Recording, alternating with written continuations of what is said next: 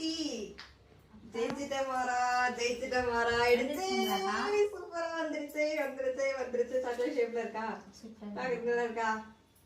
Pooja video தான் எடுத்துட்டு இருக்கியா? வந்துடுச்சு. கோல்ட் ரிலீஃப் சாக்லேட் ரெடி ஆயிடுச்சு. கேண்டி ரெடி ஆயிடுச்சு. அழகா இருக்கு. ஹார்ட் ஷேப்ல. எப்படி இருக்கு? நல்லா இருக்குங்க. ரெடி. ராஜி பாரு. ஐயோ சந்தோஷம் தாங்க முடியல.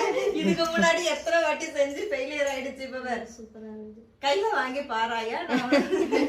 ஒரு ஹார்ட் என் ஹார்ட்டே கொடுக்குறேன்.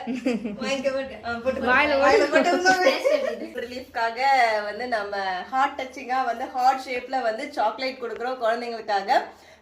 1 வயசுக்கு மேல உள்ள குழந்தைங்கள்ல இருந்து சாப்பிடலாம்.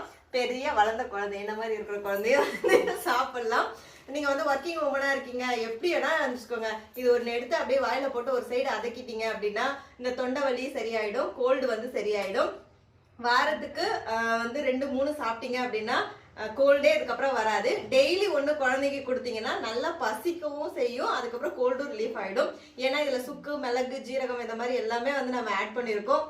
சந்தோஷம் எனக்கு தாங்க முடியல. ஏன்னா ஒரு 3 or 4 டைம்ஸ் வந்து ட்ரை பண்ணி ஃபெயிலியர் ஆகி ஃபைனலா வந்து சாக்லேட் ஷேப்ல இந்த மாதிரி குழந்தைங்களுக்கு கொடுத்தாதான் பிடிக்கும் அப்படிங்கிறதுக்காக இந்த மாதிரி ரெடி பண்ணியிருக்கேன். ஏன்னா கசாயம்லாம் கொடுத்து மருந்துலாம் கொடுத்தா வந்து செட் ஆகாது. அவங்களுக்கு பிடிச்ச மாதிரி அவங்க போக்கிலேயே போய் கொடுத்துடணும். ரொம்ப ஹாப்பியா இருக்கு.